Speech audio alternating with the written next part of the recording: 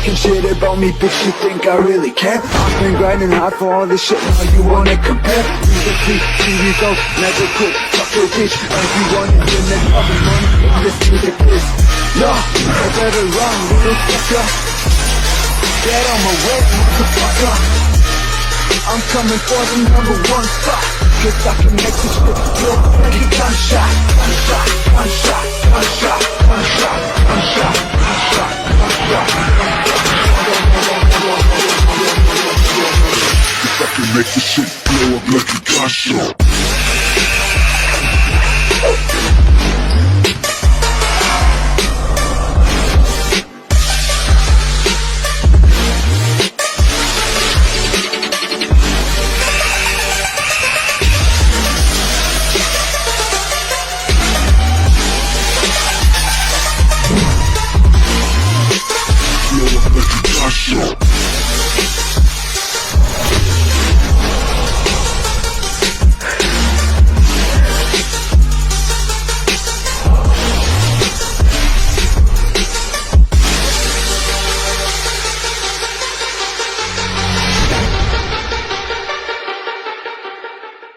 Cuando tú te hayas ido, me envolverán las sombras. Cuando tú te hayas ido, con mi dolor a solas, evocaré este idilio de mis azules horas. Cuando tú te hayas ido, me envolverán las sombras en la penumbra apaga de la pequeña alcoba, donde una tibia tarde me acariciabas toda. Te buscarán mis brazos, te besará mi boca y aspiraré en el aire aquel olor a rosas. Cuando tú te hayas ido, me envolverán las sombras.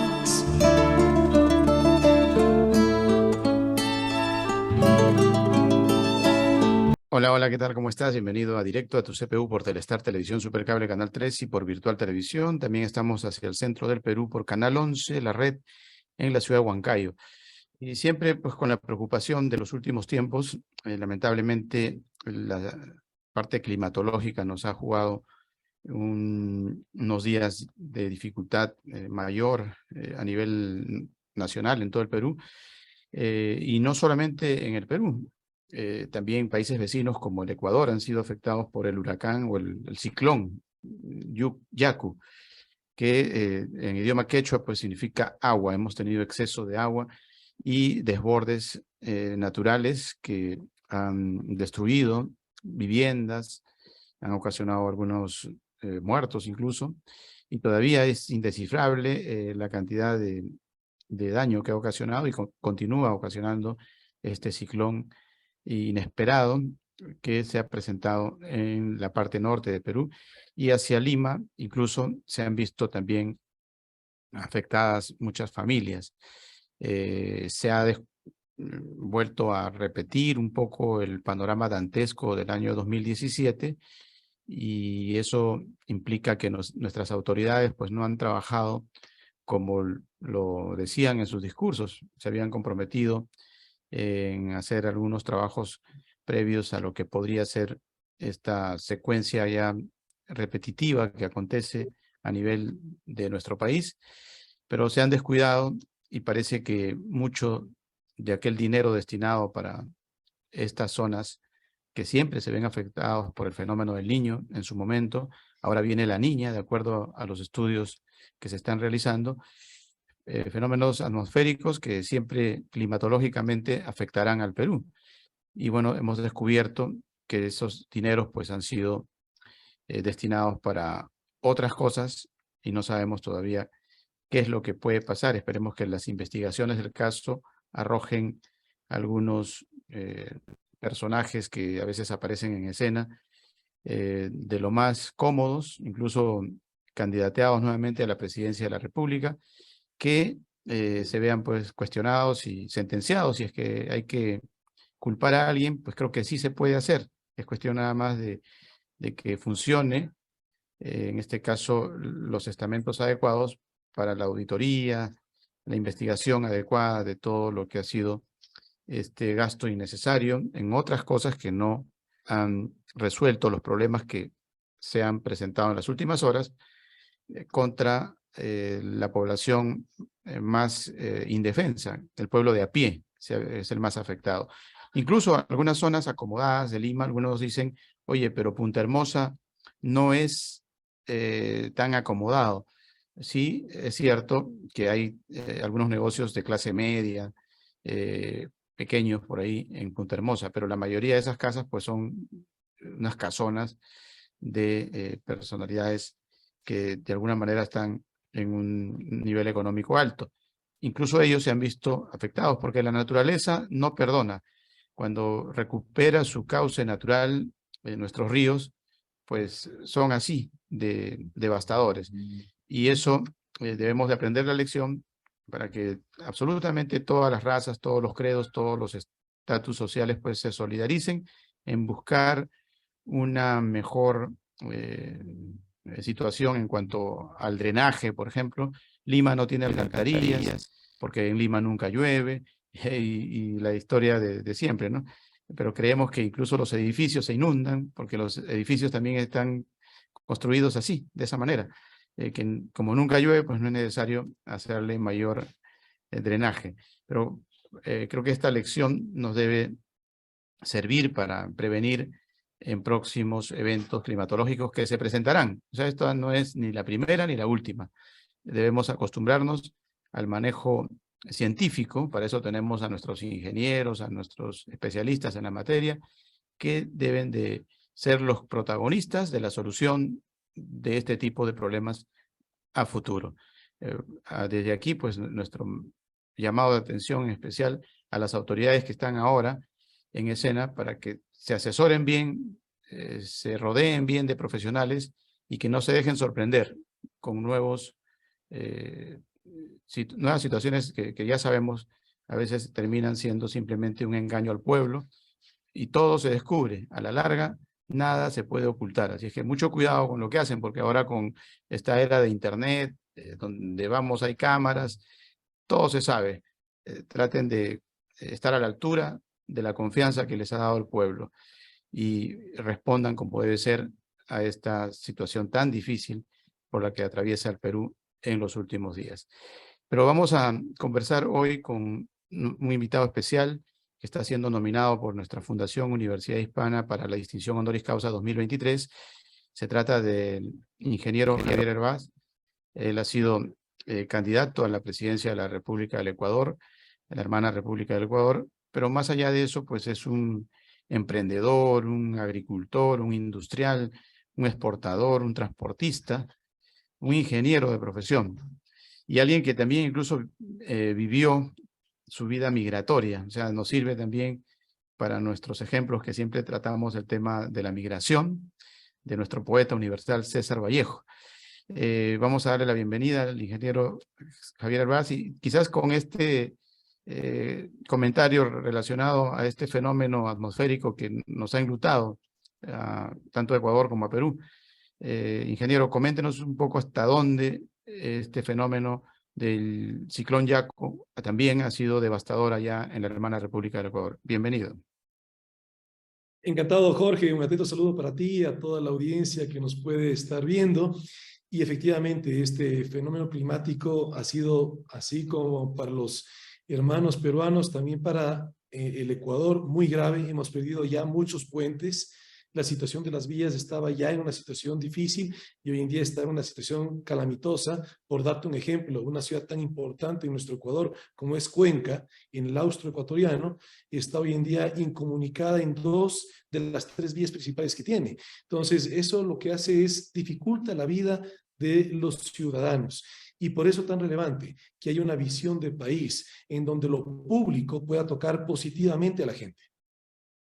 Y se han dado casos, por ejemplo, en las últimas horas aquí, de polémicas en torno al tratamiento de estas situaciones de dificultad atmosférica por administraciones anteriores, que a simple vista, pues, es público y notorio que se destinaron millones de dólares para que se haga algo en estas zonas que hoy han sido afectadas acá en Perú. Y bueno, por lo visto, no se hizo nada. ¿En Ecuador pasa algo similar o ustedes están tranquilos y se ha trabajado como debe ser y simplemente que el fenómeno del Yaku ha sido muy fuerte y que no se pudo evitar? En Ecuador nos pasa algo muy grave, que es que cada aspecto que tú comienzas a indagar, te encuentras con la corrupción, lamentablemente. Y ese es uno de los efectos, ¿no? Que al haber corrupción, obras mal hechas, porque el problema de la corrupción, te diría, el mayor problema no es el sobreprecio. El mayor problema son las obras mal hechas, porque evidentemente no hay fiscalización, no hay rendición de cuentas, y aquí te hablamos desde un puente, una carretera, hasta una mega obra, la mayor hidroeléctrica que tenemos aquí en el país, con problemas técnicos. Entonces, mira, la corrupción es sin duda un gran problema que afecta al Ecuador. Por lo que te escucho, la afecta a Perú y por lo que uno lee, afecta a toda Latinoamérica. Y aquí un primer mensaje, si me permites, Jorge. Yo creo que el problema mayor de nuestros países tan ricos, pero lamentablemente empobrecidos, no es la corrupción, es la falta de institucionalidad que permite que la corrupción salga impune. Y en esa impunidad, lamentablemente, se sigue deteriorando lo público. Uh-huh. Bien, eso lo vamos a seguir comentando luego, pero sería bueno que la gente lo conozca un poco. Coméntenos, por ejemplo, de esa etapa donde usted ha tenido que desenvolverse en otras culturas, ha tenido que educarse hasta en Polonia, ¿no? Incluso menciona Perú. Coméntenos cómo se forma Javier Hervás y debido a qué sale afuera. Por el trabajo de mi padre, te digo, yo no vengo de familia de empresarios, yo no vengo de familia de políticos tampoco, una clase media, mi padre un servidor público del Servicio Exterior Ecuatoriano, y él comienza, y es un servidor de carrera, entonces él comienza desde tercer secretario y así progresivamente fue ascendiendo en su carrera, y en esa carrera, básicamente cada 4 años, nos tocaba armar casa en otro país. Yo, por ejemplo, el quinto, el primero, el segundo y tercer grado lo hice en Polonia, en Varsovia. Vivimos ahí, mi padre estaba en la Embajada de Ecuador allá en Polonia, y una época muy bonita también porque era la época en la cual Ecuador compró la flota petrolera ahí en los astilleros polacos.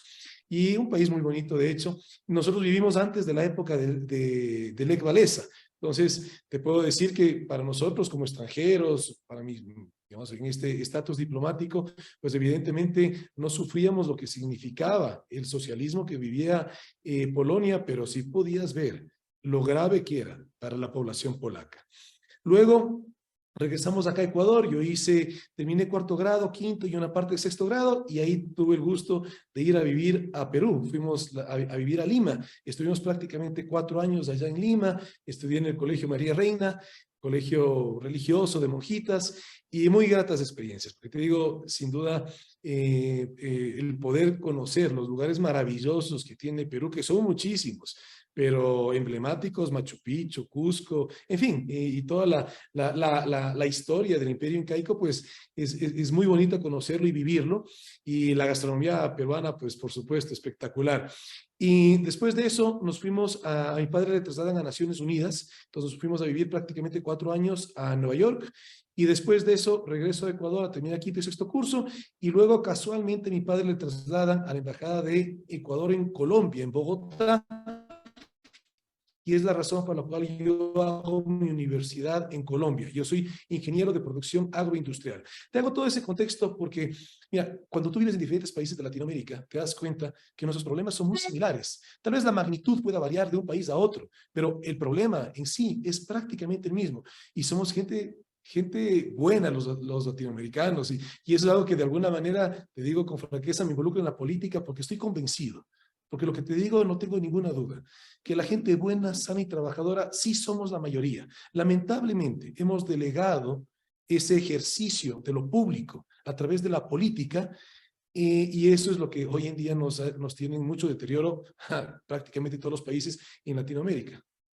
Ujú.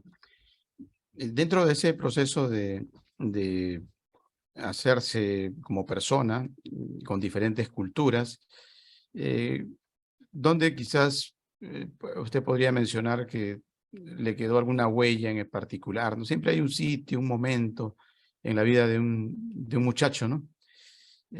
Algún detalle que por ahí te pasa y te toca, ¿no? Te toca la fibra, como dicen.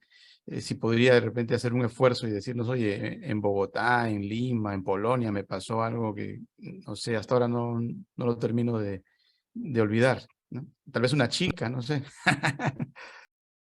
En todo lado, en todos los países, y así experiencias muy gratas, como también sin duda cosas que tú podrías calificar como negativas, pero al final del día todo es aprendizaje. Si, digamos, compartiéndote, por ejemplo, lo que fue vivir en Perú, una época muy bonita, conocer Perú, muy lindo, un país hermoso, pero nosotros vivimos la época también de Sendero Luminoso. Entonces, era una época de mucha tensión, de mucho miedo, y te quedabas sin luz en la casa en cualquier momento, te volaban. Me acuerdo una vez, me parece que era la fiesta de Año Nuevo y se fue la luz, y nosotros en casa, pues, ¿será que eso es tema para festejar? Y luego, claro, te enteras, ver los periódicos peruanos, te digo, daba como sufrimiento, porque era prácticamente diario como mataban policías, mataban militares. Entonces, ese aprendizaje de lo que la violencia puede fracturar sociedades, romper tejido social, sin duda es la parte, si tú quieres, aprendizaje, no les llamamos negativo, pero también la parte muy positiva, y así en cada lado. Mira, yo en Polonia, cuando era muy chiquito, el primer año estudié en colegio americano, hablaba inglés, pero mis padres, en ese momento era mi hermana mayor y yo, querían que aprendamos polaco. Entonces los otros 3 años estuvimos en colegio polaco, hablábamos solamente polaco. Entonces ese aprender otro idioma, vivir en otro país, y así también Estados Unidos, cuando fue en Nueva York, Colombia, esa fue ya la época universitaria. Ahí está la época que tú dices, pues obviamente chicas muy bonitas allá en Colombia. Todo tiene una grata experiencia, y te digo, los seres humanos tenemos esa oportunidad de ir aumentando sabiduría. O sea, lo que yo soy hoy en día es muy diferente a lo que yo era hace 10 años, a lo que era hace 15 años, y esa sabiduría es la que te permite al final del día ser una mejor persona. Ujú.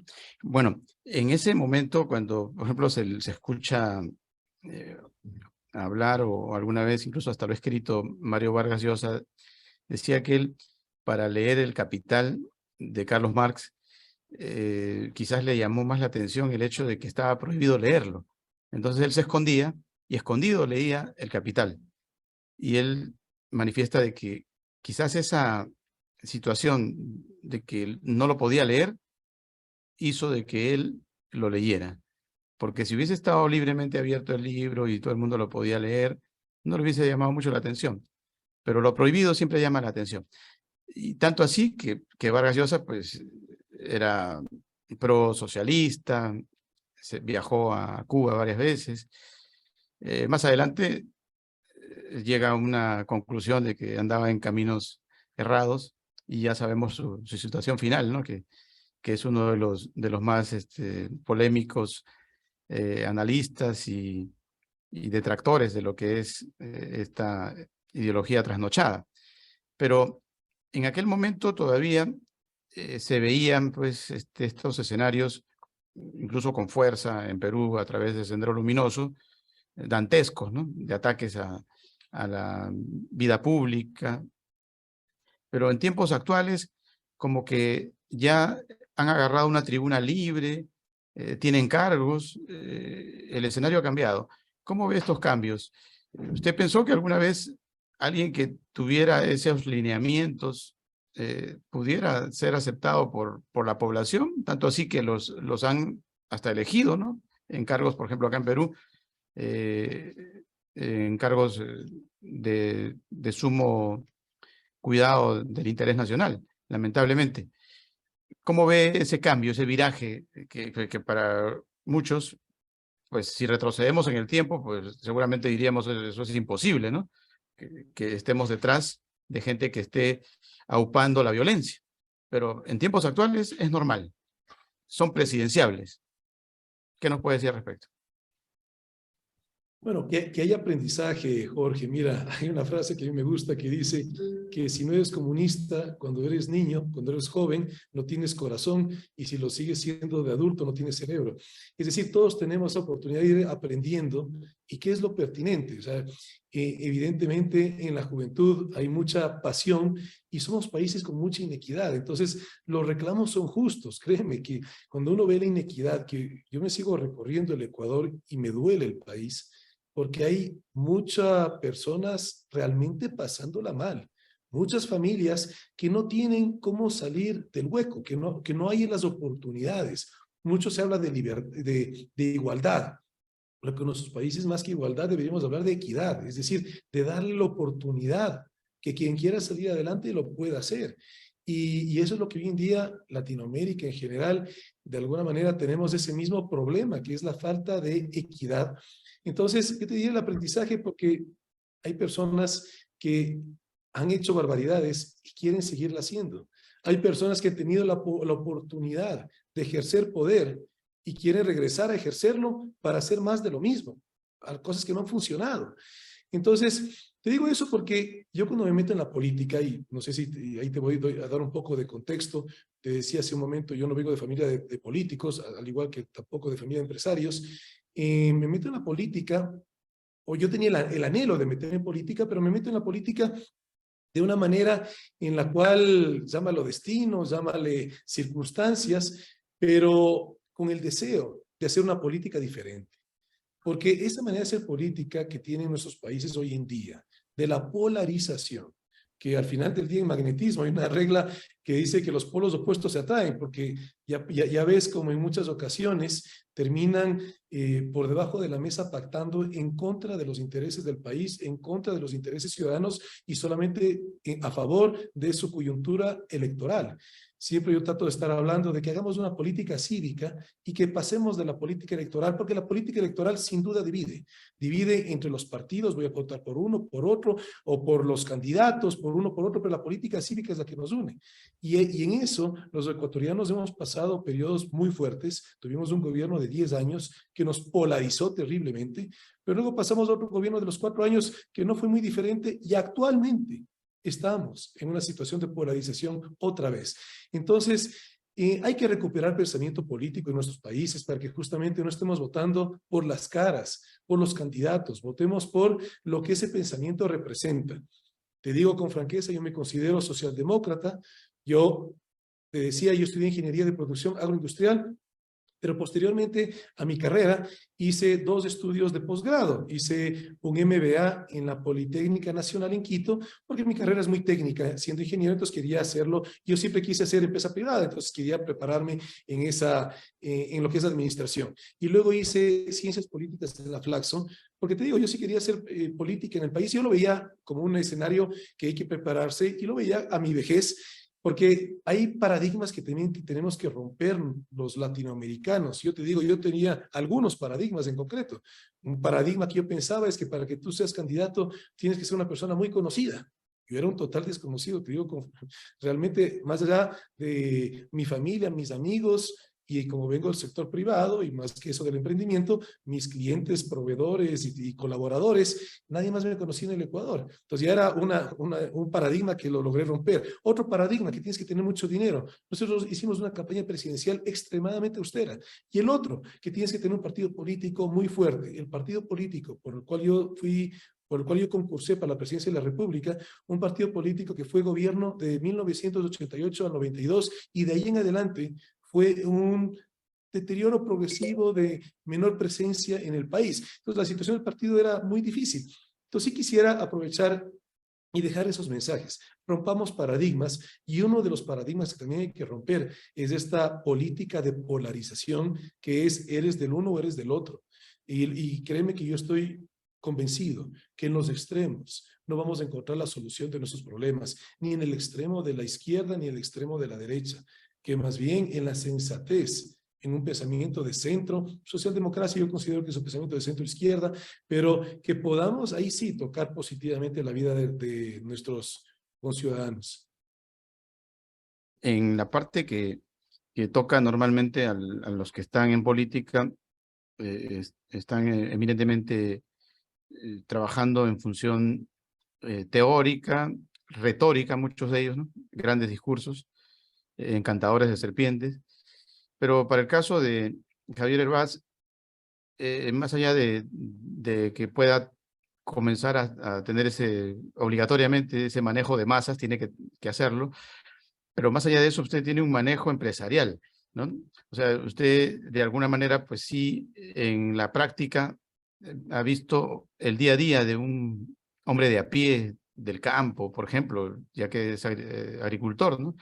O sea, siente el corazón, la esencia de nuestros principales protagonistas en esta parte del continente, que somos los países de la tierra, ¿no? De la Mama Pacha. ¿Qué nos puede decir sobre eso?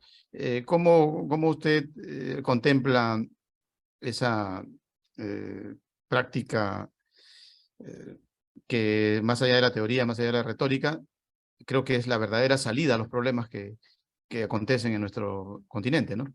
¿Y cuál sería el aprendizaje que tiene al respecto? Tuvo que bajarse al llano, compartir el pan de cada día con ellos, ser un poco ellos. ¿Aún lo es? Coméntenos sobre esa faceta. Y tú dijiste una palabra, tú dijiste sentir. Mira, yo pienso que hoy en día, lamentablemente, en la política, no solamente que se ha dejado de sentir, sino que tampoco se conoce. Tú tocas un tema fundamental, porque es un tema en el cual Latinoamérica somos muy ricos, que es la agricultura, pero concretamente el Ecuador. El Ecuador tiene, al estar en la línea ecuatorial, nosotros convergen una serie de circunstancias que hacen que nosotros podamos sembrar y por ende cosechar todas las semanas del año. El producto que yo exporto, el principal producto es brócoli, y somos el único país en el mundo que puede sembrar y cosechar brócoli todas las semanas del año. Entonces, esa es una oportunidad, es una ventaja, lo que se conoce como las ventajas comparativas, lo que nos hace únicos. Pero al no conocer, que era lo que te estaba mencionando hace un momento, al no conocer la agricultura, desde un escritorio, tú no puedes mejorar la vida de tus conciudadanos. Es desde la gestión, y la gestión está en el territorio. De tal manera que no se conoce. En mi país, en el Ecuador, desde que yo recuerdo que tú escuchabas una campaña política, todos hablan de agricultura. Cuando yo fui candidato a la presidencia de la República, era un discurso de todos, la agricultura. Llegan a ser autoridades y simplemente ya se olvidan del tema. Y lo otro que quería recalcar, lo que tú dijiste, es sentirlo. Sentirlo es vivirlo, es no solamente conocerlo, sino haberlo vivido.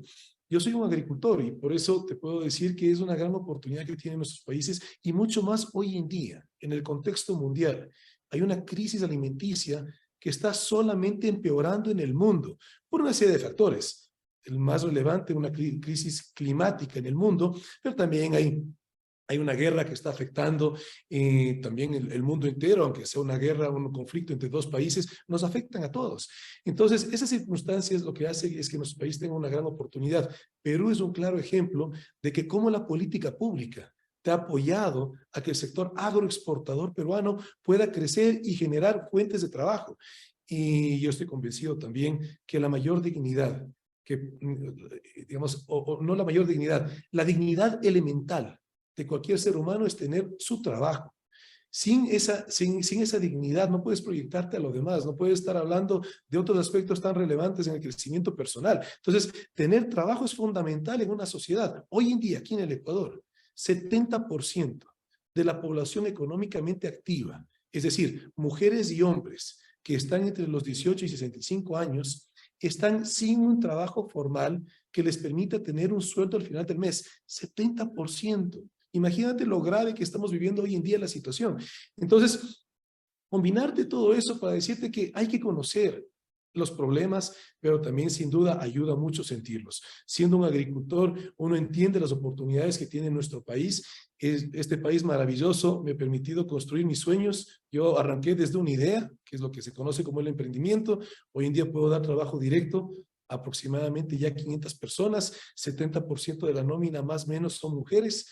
Y tú vives esa realidad, porque mira, otra ventaja que tú tienes del sector privado, si tú quieres, es que tú tienes la oportunidad de conectar con los diferentes estratos de tu sociedad, porque tienes todo tipo de trabajadores que están en una situación de extrema necesidad, como trabajadores ejecutivos que de alguna manera han podido pasar por una instrucción universitaria. Entonces, al conectar con todo eso, te das cuenta que no solamente que hay mucha inequidad, sino que también hay muchísima oportunidad. Somos países bendecidos, porque eso es lo que realmente todavía los latinoamericanos no nos la creemos. Yo cuando estudié en Colombia, hay una frase que me encanta de los colombianos que dice, hay que creérsela. Y eso hay que aplicarlo nosotros también. Yo lo veo hoy en día, la situación que está pasando en mi país, el Ecuador, mucha frustración, mucha depresión. Y bueno, primero, hay una frase también que me encanta que dice, no estás deprimido, estás distraído. No nos dejemos distraer por los problemas que nos lleven a esa depresión, a esa inmovilización, sino que motivémonos porque tenemos países maravillosos. En el plano económico, cuando llegó al poder el presidente Correa y sus aliados, en ese caso su aliado principal, el comandante Hugo Chávez Frías, se pensó de que tal vez Ecuador podía volver a recuperar una moneda propia. Sin embargo, durante todo el periodo de Correa no pasó nada. La economía dolarizada del Ecuador se mantuvo y se mantiene hasta la actualidad. No se puede revertir eso, ya quedó así estandarizado. Ecuador es la excepción en la regla de tener moneda propia, ¿no? Y más allá de los discursos socialistas, ¿no? Antiimperio, pues eso quedaba pues totalmente fuera de foco, ¿no? Sin embargo, nunca se revertió. ¿Qué podría decirnos por qué acontece eso con la economía ecuatoriana? ¿Por qué estar dolarizado? Y en buena hora tocar ese tema económico porque se construyen narrativas y por lo tanto hay que con argumentos explicar el contexto. Mira, el gobierno que tú mencionas, que gobernó nuestro país, que gobernó el Ecuador 10 años, fue el último gobierno hasta el día de hoy, porque hasta el día de hoy estamos con un déficit presupuestario. Es decir, comenzó siendo gobierno en el año 2007 con un presupuesto de superávit. Pero del 2008 al día de hoy, al presupuesto del 2023, llevamos 15 años con déficit presupuestario. No solo eso, te voy a dar algunas cifras. Arranca este gobierno con una deuda pública de 13.800 millones de dólares. En 10 años nos subieron la deuda a 41.300 millones de dólares. Mira cómo aumentó la deuda, pero eso no es solamente lo más grave. Desde que fuimos república, nunca tuvimos una bonanza económica tan grande como fue durante esos 10 años. Es decir, no solamente que se dilapidaron todos esos ingresos, toda esa bonanza económica, sino que además nos dejaron extremadamente endeudados. Entonces, lamentablemente, en esa narrativa, es un modelo insostenible. Yo digo, ahí ni siquiera es una corriente política, porque ni siquiera lo podría decir yo que son de izquierda. Ecuador producía vacunas por el Instituto Izquieta Pérez. En ese gobierno desbarataron, destruyeron, cerraron el Instituto Izquieta Pérez y desde ese gobierno hasta el día de hoy, Ecuador es importador de vacunas. Vacunas que ni siquiera teníamos una época, no teníamos la vacuna pentavalente, una vacuna tan necesaria para la infancia ecuatoriana. Entonces, son esas narrativas que te quieren decir, no, somos un gobierno de izquierda y como somos un país con mucha inequidad, entonces muchas personas que quieren seguir esa narrativa y se consideran a unas personas de izquierda porque hay mucha inequidad, cuando en la realidad esos son modelos de gestión. Ahí no hay ni siquiera ideología porque no hay coherencia. Se dilapidaron recursos aumentaron la deuda terriblemente y una corrupción. Pero mira, yo desde niño en las noticias veías que un evento de corrupción, que otro, pero ya en ese gobierno la cosa fue extrema. Pero quisiera cerrarte, si hablamos de ese gobierno de los 10 años, mira, darte, y como tú dijimos hace un momento, sentirlo. Mira, como ecuatoriano, ese gobierno normalizó la corrupción. Pero tú te levantas de eso. Somos países ricos. Ese gobierno nos quitó institucionalidad, politizó prácticamente todas las instancias del Estado ecuatoriano porque fue un gobierno autoritario que colocaba a la gente que quería en cada una de las instancias. Grave. Y también te levantas recuperando institucionalidad. Pero sí te puedo decir, lo que siento, lo que más me duele como ecuatoriano de ese periodo, es que nos enseñaron o fomentaron el odio entre ecuatorianos. Somos hermanas y hermanos de un mismo país y nos polarizaron y nos dividieron. Había personas que estaban dispuestas a irse a las manos, el uno por defender al gobierno y el otro por defender a la disque oposición. Entonces, eso es lo más grave cuando tú tienes estos modelos de gestión que polarizan al país porque rompen tejido social. Y sería bueno que nos diga también por qué siempre tiene que ser el dólar, por qué no recuperar una moneda local. ¿Es imposible? ¿Qué opinan sus especialistas? Por ejemplo, me imagino que debe tener una asesoría de expertos en la materia económica, ¿no? Que podrían tal vez asomar la posibilidad o la imposibilidad de hacer eso. Pero también se suma a esto, por ejemplo, algo que para el primer gobierno o la aparición en escena de Hugo Chávez significó pues una bonanza, ¿no? El hecho de que el petróleo se disparara astronómicamente en el periodo de la guerra del Golfo y no sé qué más, bueno, eso hizo de que hubiera un superávit, ¿no? Y por ahí su planteamiento revolucionario, no solamente a lo interno, sino hacia Ecuador, hacia Bolivia, se hiciera tangible, ¿no? Porque había dinero como para hacerle un asfalto al aeropuerto allá en La Paz, a Evo, ¿no? O darle de repente a Correa, no sé, un avión, cosas así. Había cómo vender la revolución y decir, oye, sí, la revolución bonita y los grandes encuentros de lo que podría ser la alternativa, no al ALCA, y nace por ahí el ALBA, como decía Hugo Chávez, y su desafío al Fondo Monetario Internacional, huele a azufre, no sé, un poco de cosas pintorescas y que por ahí uno las recuerda y las va notando y dices, oye, esto simplemente parece una obra de teatro, ¿no? Porque al final, mire cómo está Venezuela, ¿no? Pero, ¿qué pasa con esa bonanza? Por ejemplo, en los últimos tiempos viene el conflicto entre Rusia y Ucrania y el petróleo, pues, se disparó. Y estamos hablando de la administración actual, por ejemplo, del Ecuador. ¿Ecuador se beneficia con esto? ¿Hasta qué punto existe un beneficio? ¿Y qué pasa con ese beneficio? ¿Qué nos puede comentar al respecto? Yo creo que nada te va a beneficiar si estás haciendo sufrir a otras personas. Pero en la pregunta inicial sobre el tema de la dolarización, mira, nada es definitivo en la vida, ¿no? O sea, la muerte es lo único definitivo que nos puede dejar de que no podamos hacer cambios. Pero sí te puedo decir algo. La dolarización ha traído muchísima estabilidad a nuestro país. Hemos tenido gobernantes extremadamente irresponsables.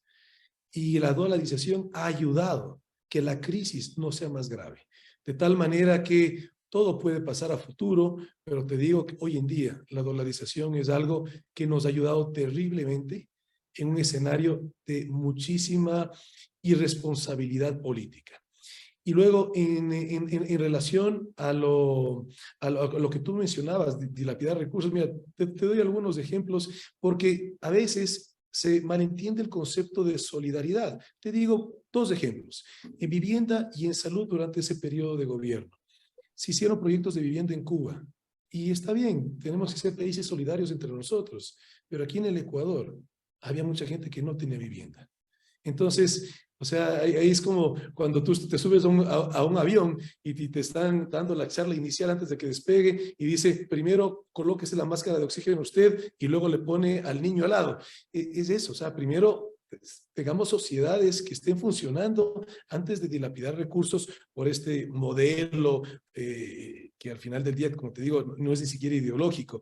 El otro tema, la salud. Mira, se trajeron muchos médicos cubanos, pero ni siquiera el sueldo iba para ellos. Les pagaban como $2.700 y al médico le daban $800 para que viva. El resto se llevaba el gobierno cubano. Entonces, con esto, mira, yo no quiero juzgar si estuvo bien o mal. Yo lo que sí te puedo decir es que es incoherente. Y la política en nuestros países tiene que comenzar a ser coherente. Y la coherencia viene de hacerlo pertinente y no estar en un lado haciendo diferente a lo que tú estás diciendo en otro lado. De todos modos, estos conflictos que mencionábamos, pues, benefician, entre comillas, pero sí existe un ingreso, el petróleo sube y de eso se aprovechan, pues, gobiernos que bueno fuera que lo distribuyeran para sus beneficios, como usted dice, ¿no?, de las poblaciones afectadas en su propio país, sino para vender su revolución, su proceso en otros lugares, ¿no? Y utilizarlos como una especie de caballito de batalla y ser el abanderado de Latinoamérica, ¿no?, de los cambios.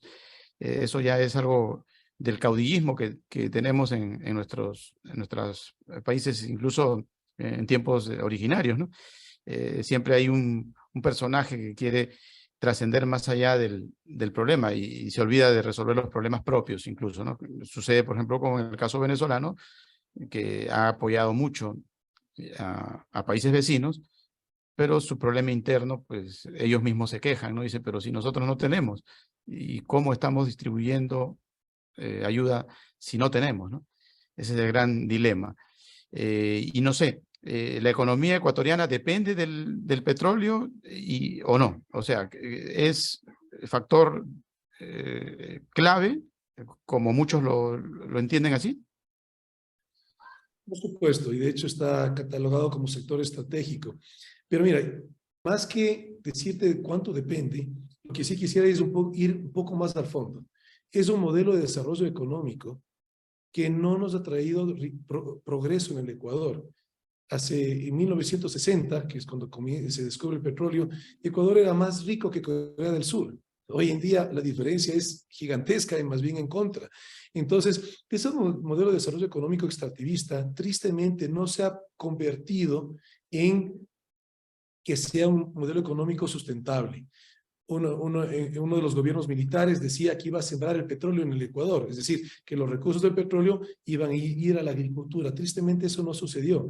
Entonces, esta situación que tú mencionas de que hay este conflicto bélico, ni siquiera beneficia de todos los ecuatorianos, porque en la corrupción, cada vez la producción petrolera en el Ecuador sigue bajando, se sigue deteriorando. O sea, mientras tú tengas corrupción, no importa qué tan buenas puedan ser tus ideas, que al final del día no va a funcionar. Entonces, lo que tenemos es que ir analizando estructuralmente y de fondo para que los problemas estructurales que hoy en día tenemos puedan tener soluciones integrales. No es una sola, son muchas soluciones, pero sí tenemos que ya vislumbrar un modelo económico sostenido en el tiempo. Y te doy algunos ejemplos. El uno en nuestro país es la agricultura, otro es el turismo. Pero estos son sectores que son muy similares en toda Latinoamérica, porque son actividades económicas que tú sí las puedes mantener en el tiempo. Los recursos naturales, en este caso el petróleo, tienen su fecha de caducidad. Más allá del problema ambiental que también causa y problemas de salud pública, porque tristemente cuando hay corrupción, no hay control, no hay rendición de cuentas, entonces todo más bien sigue en deterioro. Entonces, sí viene una invitación a que cuestionemos si es que ese modelo de desarrollo lo vamos a seguir manteniendo, porque evidentemente necesitas esos recursos, pero ¿cómo haces que esos recursos comiencen a cambiar el modelo de desarrollo de nuestros países? Así es. ¿Y qué pasa con los líderes, por ejemplo, mundiales que escondieron su fortuna en paraísos fiscales, ¿no? Dentro de los cuales estuvo anotado incluso el actual mandatario ecuatoriano, Guillermo Lasso? Y en Perú se sorprende, por ejemplo, la gente cuando lee que hasta Mario Vargas Llosa apareció en la lista de estos paraísos fiscales. ¿Qué comentario nos puede hacer al respecto? Que haya transparencia, que la justicia ayude a transparentar eso, para que no sean solamente narrativas, o sea, que realmente la justicia vele por el interés del país y que no se deje politizar. Se dice que la democracia es la independencia de los poderes, Y es algo fundamental, por supuesto, que el poder ejecutivo, que es el poder de turno, el gobierno, sea independiente del poder judicial, que estamos hablando ahorita de la justicia, y al poder legislativo. Pero no solamente es eso, también es la confianza ciudadana. Entonces, cuando tú no ves que hay esa independencia de poderes, en nuestro país hemos perdido muchísima institucionalidad. Hoy en día está muy politizado las diferentes instancias del Estado. Tenemos que en transparencia recuperar institucionalidad para que justamente esos eventos puedan salir a la luz pública con la justicia sancionando. Por aquí nos hacen llegar algunas preguntas. Por ejemplo, dice, ¿qué significa el discurso de la muerte cruzada? Siempre se escucha esa palabrita, la muerte cruzada. ¿Qué significa el discurso de la muerte cruzada allá en el Ecuador?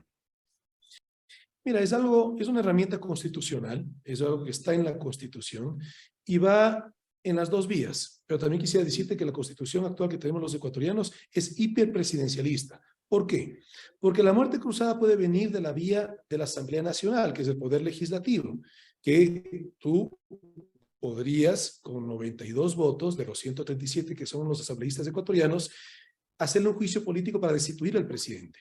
Pero eso, en la etapa que está en este momento, es que ya se inició ese juicio político, tiene que pasar por la Corte Constitucional, regresar, es decir, tiene que ir una serie de pasos, si es que viene del legislativo. Si viene del ejecutivo, es inmediato, es un decreto ejecutivo, es en ese instante. O sea, nunca es muy difícil pensar que va a venir una muerte causada por la parte del legislativo, porque el rato que el presidente de turno se entere que ya va a pasar ese decreto, lo firma el primero y ahí sí no hay ningún filtro, eso es inmediato. Pero sin embargo aquí un mensaje de fondo, aunque esté en la Constitución, mira, hoy en día nuestros países, el Ecuador, necesita proteger la democracia y proteger el Estado de Derecho. Eso es quitarnos más de la poca institucionalidad que nos queda hoy en día los ecuatorianos. Es paralizar nuestro país. Aquí en el Ecuador ya pasamos del problema a la crisis, pero estamos camino al caos. Y la muerte cruzada sería un elemento para llevarnos al caos. Ya nosotros hemos vivido unos paros muy violentos en octubre del 2019, en junio del año pasado, del 2022, con muchísima violencia. Y tristemente, mira cómo a veces algunas personas pueden ser tan irresponsables. Los que crearon el paro dicen, es que nos infiltraron. Y sin embargo quieren crear otro paro. O sea, sabiendo que pueden infiltrar sus paros, sabiendo que eso conlleva violencia, hoy en día están hablando que ya quieren hacer otro paro. Entonces, sí decirte que aunque esté en la Constitución, aunque la muerte cruzada sea una herramienta constitucional, sería paralizar nuestro país. Y sin embargo, hoy en día estamos en una situación muy difícil. Yo hoy en día sí dejo un mensaje en las entrevistas que me hacen en el Ecuador, que por dignidad, el presidente actual debería renunciar, porque nos está llevando al caos. Y institucionalmente, tú tienes al vicepresidente de la República que asuma funciones. Pero hoy en día tenemos un Estado ajeno a dar seguridad. Tenemos una crisis de inseguridad terrible en el Ecuador. Ya sobrepasamos, en solo 2 años, sobrepasamos las muertes violentas de Colombia y México. Países que han tenido procesos de prácticamente 100 años de deterioro. Nosotros en 2 años ya sobrepasamos las 25,000 muertes por 100,000 habitantes. Pero no es solamente eso, es abandono en salud. No hay medicinas en los hospitales. La educación está sin rumbo. No hay reactivación económica. Nuestra juventud, en esa ausencia de que no vas a estudiar, de que no tienes trabajo, cada vez el flagelo terrible de la droga está penetrando en nuestra juventud. Hoy en día vivimos una crisis migratoria que se habla que ya pasamos la grave crisis migratoria que fue en el año 2000, fruto del feriado bancario a través del cual Ecuador dejó de tener su moneda, el sucre, y pasamos al dólar. Pero hoy en día la crisis migratoria es mayor que esa. Entonces, imagínate los problemas tan graves que estamos teniendo por el bien del país, que se piense en el país primero. Ojalá pueda haber un relevo que cuide la institucionalidad y nuestro Estado de Derecho. Todo lo que usted acaba de mencionar, se podría decir que es lo que hizo que cambiara usted de opinión en torno a su inicial apoyo que le dio al actual mandatario ecuatoriano. ¿Hasta qué punto usted lo llegó a conocer realmente? ¿Se siente defraudado un poco? ¿Lo conoció bien o no lo conoció bien previamente para que haya tenido este viraje? ¿Por qué de un momento de apoyo ahora a este comentario donde ya prácticamente descarta la posibilidad de seguir apoyándolo, ¿no? Por el contrario, pide su renuncia. Jorge, mira, yo nunca hice campaña por el actual presidente. Yo lo que hice fue de manera transparente compartir con mis hermanas y hermanos ecuatorianos, después de un proceso de, digamos, reflexión, por quién iba yo a votar en la segunda vuelta. Y te doy un contexto. Mira, en democracia, los ciudadanos nos podemos equivocar al momento de elegir. Solamente había dos opciones para la segunda vuelta.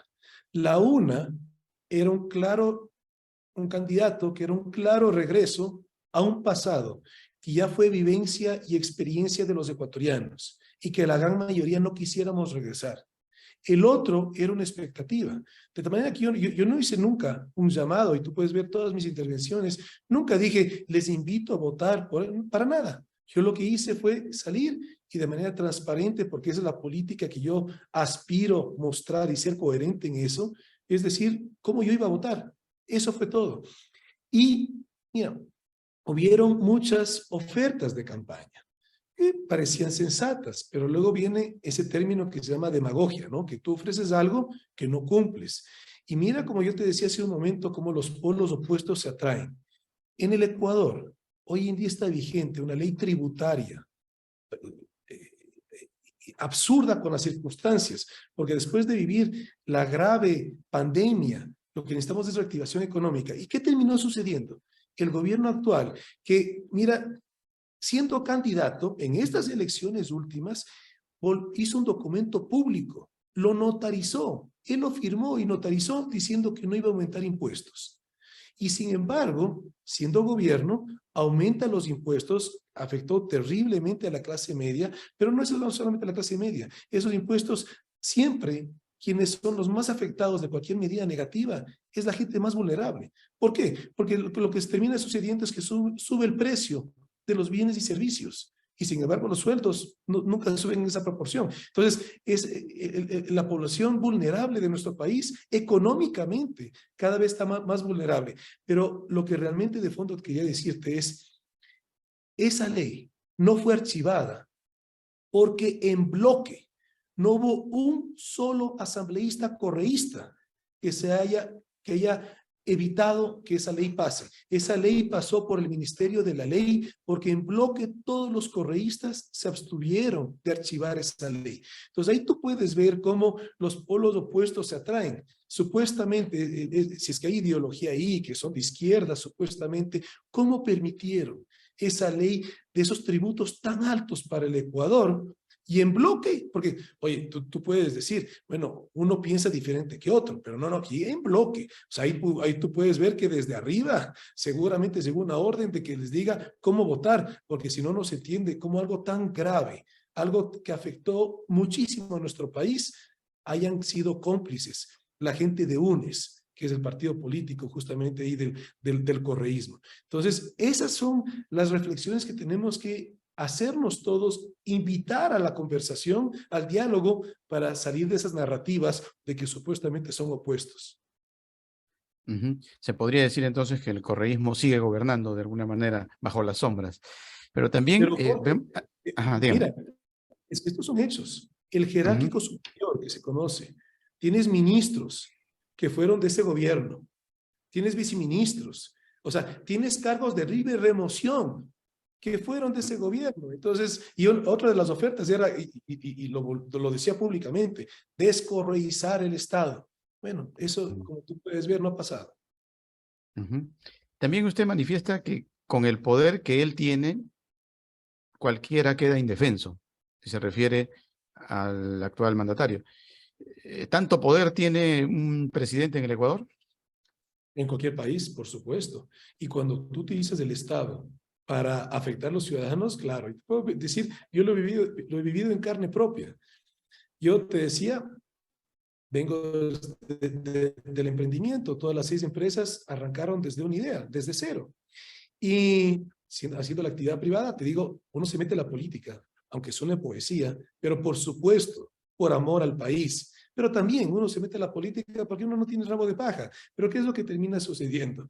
Mira, después de que, no sé, al año y medio o algo así de que era gobierno, de unas declaraciones desatinadas y mentirosas, se atreve a decir que yo no pago impuestos. Al día de hoy, yo ya tengo 20 procesos, todos los he entregado de manera oportuna y todos de manera completa. El más pequeño creo que tenía como 40 hojas, el más extenso prácticamente 200 hojas de toda la información que te piden. Y todo lo he entregado. De tal manera que he cumplido con todo, pero no solamente es el SRI, que es el sistema de rentas internas de nuestro país, el que maneja todo lo que es la parte tributaria, es el Ministerio de Trabajo, de Salud, de Industrias y de Ambiente. Ya solamente faltaría que el Ministerio de Turismo también me esté encima mío. Pero mira, y te digo algo, y esto te digo más en un plano personal, a veces es doloroso como las decisiones que tú tomas también tocan negativamente la vida de tu familia. ¿Por qué? Hace poco más de 4 meses falleció mi papá. Mi padre estuvo los últimos 15 años de su vida postrado en una cama por un infarto cerebral muy fuerte. Bueno, 3 días antes de que él fallezca, les llega una determinación tributaria. Mi madre, tercera edad, tú como tercera edad ya no tienes la obligación de estar llevando tus declaraciones tributarias, ¿no?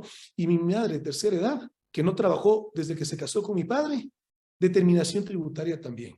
Entonces, la pregunta es, ¿qué tan importante es un ciudadano para que el Estado sea utilizado para intimidarlo, cuando lo que tú puedes ver hoy en día en el Ecuador es abandono del Estado, en seguridad, en economía, en trabajo, en salud? O sea, el Estado no está ejerciendo, no está tocando, no está haciendo gestión, pero sin embargo, yo sí te puedo decir que en mi lado sí lo están haciendo. Bueno, esas son las paradojas, ¿no? de la política, lamentablemente, que se repiten en nuestros países. Pero hay un escenario que a veces lo comentan algunos positivamente, otros lo critican, donde tenemos, por ejemplo, en Perú a Alberto Fujimori, expresidente preso, Pedro Pablo Kuczynski tiene casa por cárcel, preso prácticamente, ¿no? Alejandro Toledo está preso en los Estados Unidos porque tiene que presentarse y está próximo a ser extraditado, ¿no? Ollanta Humala anduvo preso, todavía está en proceso, nadie garantiza de que pueda salir exento de culpa, al contrario, más bien se prevé que también pueda terminar preso. Alan García Pérez se metió un tiro en vista de que era imposible seguir viviendo con esa pesadilla de ser juzgado, ¿no? Y dentro de 2 periodos de gobierno, pues para él seguramente pesó mucho su conciencia y decidió irse de este mundo.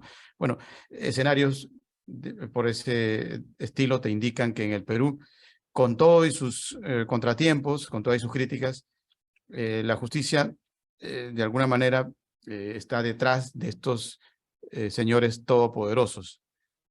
En el Ecuador, ¿usted cree que se pueda presentar ese tipo de situación? Por ejemplo, de llegar a tener la posibilidad usted de gobernar, ¿podría acercar un poco ese panorama un poco más justiciero, ¿no? Porque la verdad que tampoco se puede permitir de que después de haber hecho desastres, estos señores pues estén alegremente por ahí, incluso volviendo a candidatear, ¿no? Mira, 2 cosas quisiera decirte. La primera, yo tengo claro los riesgos que es involucrarse en política. Porque tú lo has dicho, los últimos 5 presidentes del Perú presos. Pero aquí en el Ecuador, quien era, desde que somos república, probablemente el hombre más poderoso, el que más poder logró acumular, fue quien gobernó en nuestro país en esos 10 años. Y él no puede regresar acá al Ecuador si no se va a una cárcel, ni siquiera puede ver a su madre. Es decir, él se convirtió en sus acciones verdugo de sí mismo. El último presidente del Ecuador, que ya está la fiscalía investigando, y le están sacando una cantidad de cosas por las cuales probablemente tampoco pueda regresar al Ecuador si no va a una cárcel. Entonces, mira, eso en primer lugar. Y en segundo lugar, decirte que el gobierno no debería estar jamás para perseguir a nadie. Eso tiene que ser la justicia. Y si tú eres, digamos, si tú piensas que la democracia hay que cuidarla, como lo pienso yo. Justamente, tú no puedes interferir en los demás poderes del Estado. Es decir, que tú utilices el Estado para perseguir el pasado, le estás no solamente dañando la institucionalidad del país, sino que estás dañando tu gestión, porque tú tienes que mostrarle al país una buena gestión. En el Ecuador, lamentablemente, ya llevamos el gobierno de los 10 años, y luego el de los 4, y luego el actual de los 2, que prácticamente siguen un patrón de conducta, que es quitarnos institucionalidad. Y por lo tanto, ya es hora que los ecuatorianos podamos ver un gobierno que sí crea en el Estado de Derecho, que lo cuide, y a su vez que se dedique a hacer gestión, porque lo que hace falta mucho en nuestro país es gestión. Tenemos mucha inequidad y sin embargo somos un país muy rico. El presupuesto general del Estado ecuatoriano, para darte una cifra, Jorge, es más de 33.000 millones de dólares. Para ti, para mí, para quien nos escuche, $1 millón es mucho dinero. Bueno, multiplica eso 33.000 veces. Es que plata hay. Lo que pasa es que tristemente mal asignada, con mucha corrupción. Entonces, sí, ya es hora que la sociedad pueda ver que los valores que sí los tenemos en la sociedad, porque somos gente buena, sana y trabajadora, los ecuatorianos, que los podemos ver también en lo público. Bueno, ya para ir cerrando con el ingeniero Javier Araja, a quien les agradecemos por esta oportunidad que nos da para conocerlo un poco más a nivel de Perú, a nivel incluso de otros países, porque tenemos por las redes sociales bastante sintonía en Venezuela, por ejemplo, en Argentina también y en el Viejo Mundo. ¿Qué nos puede decir, por ejemplo, adicionalmente a estas convocatorias alrededor de la patria? Pues yo creo que superan con creces acá en Perú las oportunidades en las cuales nos olvidamos de raza, credo, religión, y detrás de la bandera pues vamos aupando a un grupo de jugadores que son los futbolistas, ¿no? Y cuando se trata del fútbol, pues parece que sí se logra el objetivo, ¿no? De la unión, de la solidaridad, del patriotismo, no sé, se rompe todos los esquemas. Adicionalmente a ese plano que es el futbolístico, ¿existe alguna otra variable que una a los ecuatorianos? Porque me imagino que en Ecuador también pasa lo mismo. ¿O es difícil encontrar por ahí un punto de unión alrededor de una sola bandera, una sola causa, más allá de los intentos de los políticos que, por lo que hemos conversado, pues han sido un fiasco en los últimos tiempos? Nos unen muchas cosas. De hecho, son más las cosas que nos unen las que nos dividen. Pero lamentablemente no están visibles. Nos une un país maravilloso, un país bendecido. Nos unen los problemas, nos unen las aspiraciones. Somos un país que tiene, si te hablo de los problemas, uno gravísimo, la desnutrición infantil crónica. Somos el segundo país en Latinoamérica con ese índice tan alto. Los peruanos han hecho ustedes una labor fabulosa en términos de ese problema. Nosotros los ecuatorianos estamos muy rezagados. Entonces, y es un problema grave, porque no es un tema de que creces en tamaño más pequeño, es un tema de desarrollo cerebral de los niños, y esos niños cuando van a una escuela, ¿cómo van a aprender? Entonces, estos problemas graves son los que nos unen. Así también nos unen los anhelos. Mira, somos gente emprendedora los ecuatorianos, somos gente que en la adversidad, que hemos tenido muchísimas en nuestra historia, al final del día sacamos nuestro lado positivo, somos gente resiliente. Entonces, son muchas cosas las que nos unen. Tú acotas muy bien como el deporte, pero no solamente es el fútbol. Cuando tuvimos un medallista olímpico, cuando esos temas también te levantan. Tenemos un excelente ciclista en nuestro país y gracias a ese ejemplo, hoy en día mucha gente está haciendo ciclismo. Entonces, mira, como las sociedades necesitamos de referentes positivos, pero sí los tenemos. ¿Qué es lo que nos hace falta para unirnos? Es que se visibilice más. Tenemos gente muy capaz y muy preparada. Y así como yo hace un rato te contaba de un sabor difícil de la política, te puedo decir que también hay muchos sabores muy satisfactorios en la política, porque gracias a hoy en día ser una persona pública aquí en el Ecuador, prácticamente a diario conozco mujeres y hombres muy capaces, muy preparados. Sí los tenemos. De tal manera que nos unen muchísimas cosas. Lo que necesitamos es que hoy en día construyamos una visión de país. Hoy en día los ecuatorianos estamos corriendo en círculos y nos cansamos sin llegar a ningún lugar. Necesitamos que esa visión, ese proyecto de nación, en la política uno escucha mucho esas dos palabras, proyecto político. Nuestro país no necesita un proyecto político, necesitamos un proyecto de nación que nos agrupe y nos una. Necesitamos tejer el Ecuador que queremos, el país que queremos, y eso es en la interacción y en el diálogo de un país muy diverso que es el Ecuador. Bien, ya para ir finalizando, ¿cuál era su plato favorito cuando anduvo por acá, por Lima, viviendo por 4 años, nos dijo, ¿no? Claro, muchísimos, pero la papa a la huancaína es súper rica. Oye, ir a las pollerías, yo no sé qué le ponen al pollo, pero qué ricas que son las pollerías allá en Lima. Obviamente el ceviche peruano, el pescado que está marinado. Pues es que realmente hay platos muy ricos, pero también te quiero decir una cosa, Jorge. La cocina y la gastronomía ecuatoriana es espectacular y muy diversa, pero lamentablemente no muy conocida. Ustedes tuvieron la oportunidad de tener 2 grandes chefs, Astrid y Gastón, y Gastón, que lo volvieron muy internacional a la gastronomía peruana, pero también aquí en Ecuador tenemos muy buena comida. Claro, claro. Y en cuanto, por ejemplo, a música, nosotros siempre tenemos a la referencia de Julio Jaramillo, ¿no? En tiempos ya de lo que Granda. viene. Sí, en el caso de ustedes con Perú, Chauca Granda, ¿no? Bueno, ¿qué otras cosas que se le han quedado grabadas de Lima? Y ahora que va a venir, pues, ¿qué le gustaría hacer lo más, visitar, por ejemplo? Claro, nosotros, por el trabajo de mi padre, hacían algunas recepciones en la casa y aprendimos con mi hermana mayor. Nosotros somos 4 hijos, yo tengo una hermana mayor y después, 15 años después, y justamente en Perú, mi madre se queda nuevamente embarazada, entonces yo tengo 2 hermanas menores. Pero en ese momento que estábamos con mi hermana mayor viviendo en Perú, todavía no llegaban mis hermanas menores, y bailábamos la marinera. Entonces, cada vez que había alguna reunión en la casa, con todos los uniformes y todo, nosotros hacíamos ese show a todos los invitados y era lindísimo. O sea, y tienes el alcatraz, tienes el baile y el folclore peruano también es extremadamente rico y muy bonito. Bien, como han podido expectar, pues tenemos un candidato a la hermana República del Ecuador, el ingeniero Javier Herrás, que es un poco peruano y tiene esa identificación, yo diría que con varios países, no solamente con Perú, y eso es importante, ¿no? Bueno, sus palabras finales, ingeniero, la mejor de las suertes. No sé, tal vez dejó amigos por aquí, puede aprovechar para saludarlos, ¿no? Para identificarse un poco con ellos. Por supuesto, mira, en la hermandad que nos tiene que unir a todos los latinoamericanos, sí quisiera también dejar un mensaje.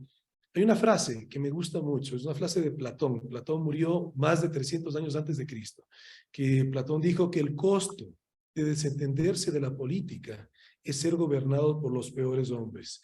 Bueno, que en esa hermandad que nos debe unir a los latinoamericanos, que nos debe unir en cada uno de nuestros países, que hagamos política, que no deleguemos ese aspecto tan relevante de la vida, porque la política nos toca a todos. Te toca a ti, Jorge, a tu hijo, al músico, al profesor, al empresario, al obrero. La política nos toca a todos. Entonces, que asumamos la responsabilidad de involucrarnos en política, que no necesariamente ser candidato, como en un momento dado yo lo decidí, pero política es que en nuestra casa, en nuestro hogar, estemos dando valores a nuestros hijos. O sea, que hagamos política cívica. Ese mensaje sí quisiera dejarlo y que sin duda es una realidad. Aquí no estoy hablando en términos metafóricos. Tenemos países extremadamente ricos.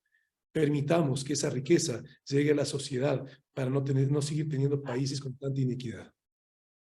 Bien, gracias, ingeniero Javier Herrás. Bueno, la cita ha sido por Telestar Televisión Supercable Canal 3 y por Virtual Televisión, también hacia el centro del Perú por la red Canal 11 en la ciudad de Huancayo. La mejor de las suertes en este camino que le toca continuar, ¿no? Dicen, los caminos difíciles conducen a destinos hermosos. Y ese es nuestro mejor deseo para Ecuador. Lo esperamos próximamente, el próximo mes aquí en Lima. Será bienvenido por nuestra Fundación Universidad Hispana. Un abrazo a la distancia. Abrazos, Jorge. Gracias.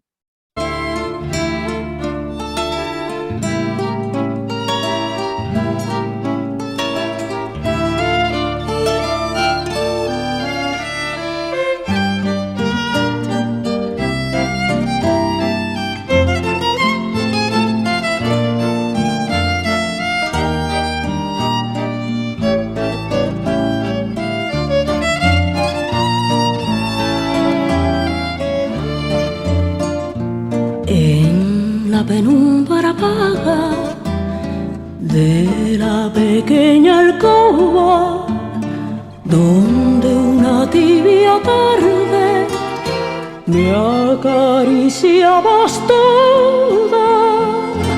Te buscarán mis brazos, te besará mi boca y aspiraré en el aire aquel olor a rosas cuando tú te hayas ido.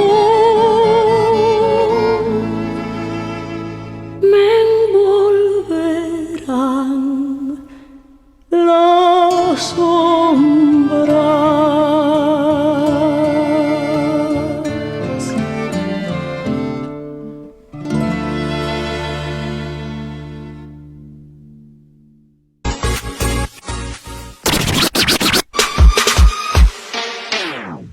Talking shit about me, bitch, you think I really care? I've been grinding hard for all this shit, now you wanna compare? Music, TV goes, never quit, fuck your bitch. Everyone in the next fucking money, this music is.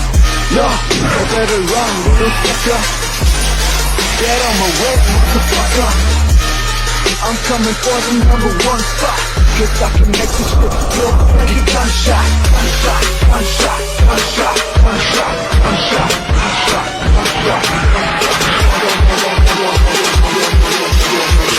I can make this shit blow up like a gunshot.